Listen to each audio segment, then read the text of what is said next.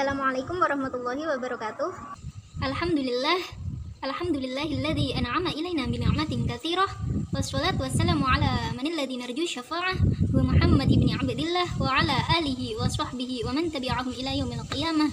Rabbi shrah li sadri wa yassir li amri wahlul 'uqdatam min lisani yafqahu qawli, amma ba'd. Selamat pagi semuanya. Pagi. Saya dari kelompok 8 akan mempresentasikan sejarah peradaban Islam dengan judul Kerajaan-Kerajaan Islam di Nusantara. Berikut rumusan masalahnya, yaitu 1. Bagaimana sejarah masuknya agama Islam di Indonesia. 2. Bagaimana proses penyebaran agama Islam di Indonesia. Dan yang ketiga, bagaimana sejarah kerajaan-kerajaan Islam di Indonesia. Mari kita simak isi dari makalah saya. Sejarah masuknya Islam di Indonesia. Ada 4 teori yang membahas tentang sejarah masuknya Islam di Indonesia. Yang pertama, teori Mekah. Menurut sejarawan Kaiser, agama Islam masuk ke Nusantara berasal dari Mesir pada abad ke-7 Masehi.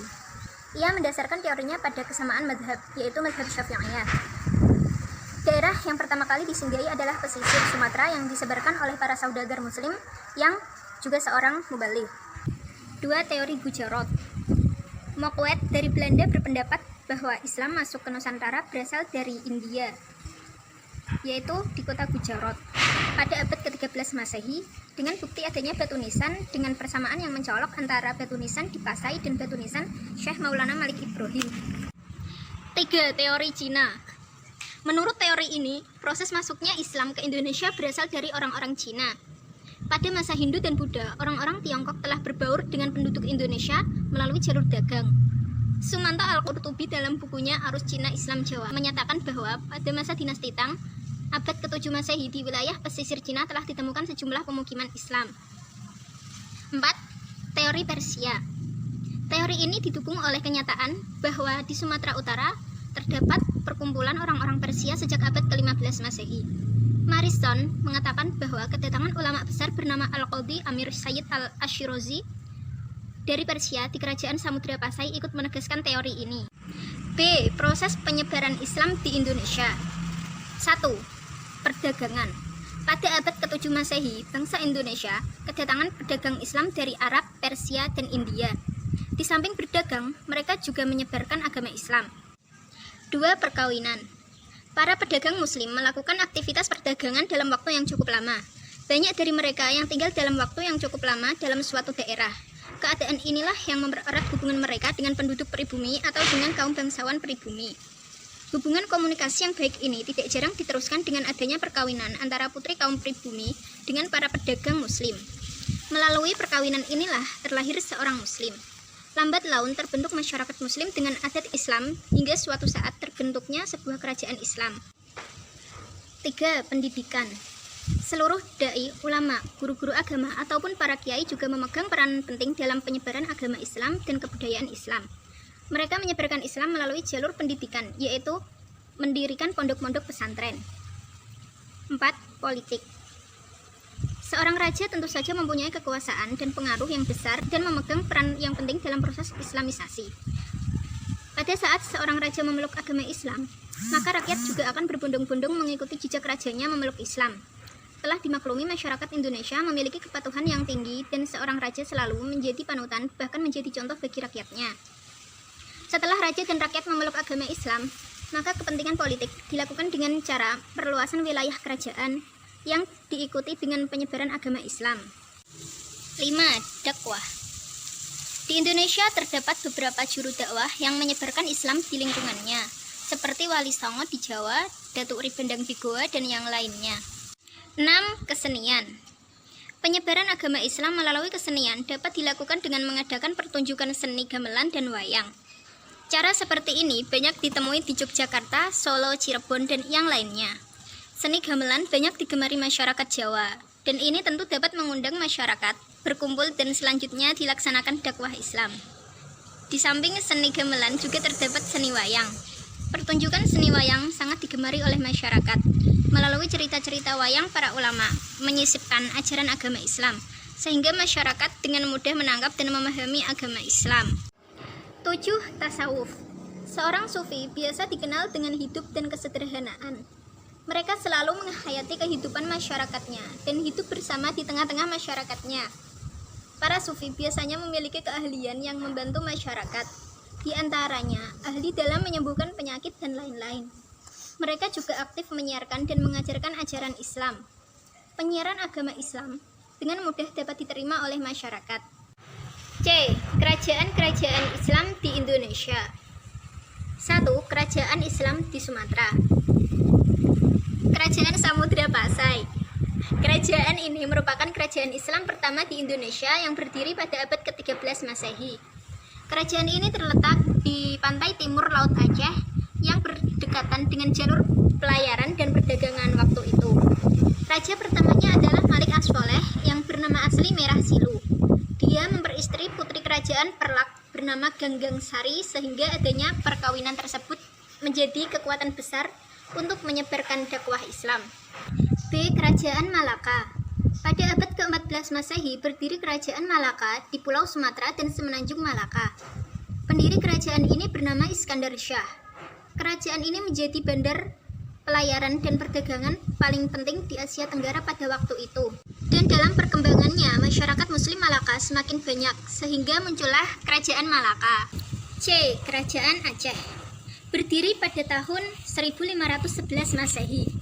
Sultan Ali Muwayyad Shah merupakan raja pertamanya, sekaligus pendiri Kerajaan Aceh. Berdirinya Kerajaan Aceh terkait erat dengan keberadaan Kerajaan Samudra Pasai. Ketika dia memerintah, Kerajaan Malaka jatuh dan dikuasai Portugis. Akibatnya, komunitas dagang Asia bubar dan mencari tempat lain yang sebagian besar menetap di Aceh. 2. Kerajaan Islam di Jawa. A. Kerajaan Demak. Demak adalah kerajaan Islam pertama di Jawa yang didirikan oleh Raden Fatah pada tahun 1478 Masehi. Awalnya dia adalah seorang bawahan Majapahit yang menjabat Adipati di Bintoro, Demak. Dengan bantuan daerah-daerah lain yang sudah menganut Islam, Raden Fatah secara terang-terangan memutuskan ikatan dengan Majapahit yang tengah mengalami kemunduran. Lalu ia mendirikan kerajaan Islam di Demak yang dikenal dengan Kerajaan Demak. B. Kerajaan Banten. Cikal bakal berdirinya Kerajaan Banten disebabkan niat Syarif Hidayatullah untuk menjadikan Banten sebagai pusat penyerangan dalam rangka mengambil alih pelabuhan Sunda Kelapa pada tahun 1526 Masehi. Wilayah Banten yang sebelumnya berada di wilayah Kerajaan Pajajaran menolak mengakui bahwa Kerajaan Pajajaran merupakan wilayah kekuasaan Kerajaan Demak yang berpusat di Jawa Tengah bagian utara. Raja pertama yang berkuasa di Kerajaan Banten bernama Maulana Hasanuddin, yaitu putra dari Syarif Hidayatullah. Setelah Banten melepaskan diri dari Kerajaan Demak pada tahun 1552 sampai 1570 Masehi. C. Kerajaan Islam Mataram. Kerajaan ini berdiri pada tahun 1582 Masehi. Awal berkembangnya adalah daerah Kadipaten yang berada di bawah kekuasaan Raja Pajang atau Ki Ageng Pemanah. Setelah permohonan Senopati Mataram atas penguasa Pajang berupa pasukan kerajaan dikabulkan, keinginan untuk menjadi raja sebenarnya sudah terpenuhi. Sebab dalam tradisi Jawa, penyerahan seperti itu berarti penyerahan kekuasaan. Senopati berkuasa sampai tahun 1601 Masehi. Sepeninggalannya, ia digantikan oleh putranya Seda Engkrapya, digantikan oleh putranya Sultan Agung pada tahun 1613 sampai 1646 Masehi. D. Kerajaan Pajang. Pada akhir abad ke-18, para penulis kronik di Kartasura menulis seluk-beluk asal-usul Raja Mataram, di mana Pajang dilihat sebagai pendahuluannya. Pajang sendiri sebagai lanjutan dari Pengging pada tahun 1618 yang pernah dihancurkan ibu kota dan sawah ladangnya oleh pasukan dari Mataram karena memberontak raja pertamanya, yaitu Joko Tingkir yang memiliki nama asli Mas Kerbet. 3. Kerajaan Islam di Kalimantan. Di Kalimantan juga terdapat beberapa kerajaan-kerajaan yang bercorak Islam, di antaranya Kesultanan Pasir, Kesultanan Banjar, Kesultanan Kota Waringin, Kerajaan Pagatan, Kesultanan Sambas, Kesultanan Kutai Kartanegara, dan lain-lain. 4. Kerajaan Islam di Sulawesi. Kerajaan Makassar. Pada abad ke-16 Masehi, di Sulawesi Selatan, mulanya terdiri dari kerajaan-kerajaan kecil yang saling bertikai. Daerah ini kemudian disatukan oleh kerajaan kembar, yaitu Goa dan Talo. Kerajaan ini menjadi cikal bakal berdirinya Kerajaan Makassar. Kehidupan sosial Kesultanan Makassar adalah feodal. Masyarakatnya dibedakan menjadi 3 kelas, yaitu kelas Kareng, kaum bangsawan, kelas Tumasarak, kaum biasa, dan Ata, hamba sahaya. Kebudayaan kerajaan ini dipengaruhi oleh kondisi kerajaan yang bersifat maritim, yaitu membuat alat penangkap ikan dan kapal pinisi. Begitu juga mengembangkan seni sastra, yaitu kitab Lontara. 5. Kerajaan Islam di Maluku. Kerajaan Ternate dan Tidore. Pada abad ke-13, di Maluku sudah berdiri kerajaan Ternate yang terletak di Sampalu. Kerajaan ini banyak dikunjungi pedagang, baik dari Nusantara maupun pedagang asing. Raja Ternate yang pertama adalah Sultan Marhum, lalu digantikan oleh putranya Zainal Abidin. Kerajaan Tidore terletak di selatan Ternate. Raja pertamanya adalah Muhammad Naqol pada tahun 1081 Masehi. Baru pada tahun 1471, agama Islam masuk di kerajaan Tidore yang dibawa oleh Ciriliyah, Sultan Jamaluddin, Raja Tidore yang ke-9. Ia masuk Islam berkat dakwah Syekh Mansur dari Arab. 6. Kerajaan Islam di Papua.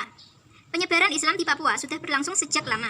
Terdapat sejumlah kerajaan-kerajaan Islam di Papua, yaitu Kerajaan Waigeo, Misol, Salawati, Fatagar, Rumbati, dan lain-lain. Terdapat beberapa pendapat mengenai kedatangan Islam di Papua, yaitu Islam datang di Papua pada tahun 1360 Masehi. Islam pertama kali diperkenalkan di Jazirah Onin. Islam di Papua berasal dari Maluku Utara, Ternate, dan Tidore. Baik, sekian atas presentasi saya hari ini, dan terima kasih atas waktu yang diberikan untuk menontonnya. Wassalamualaikum warahmatullahi wabarakatuh. Jangan lupa like dan subscribe. Dadah.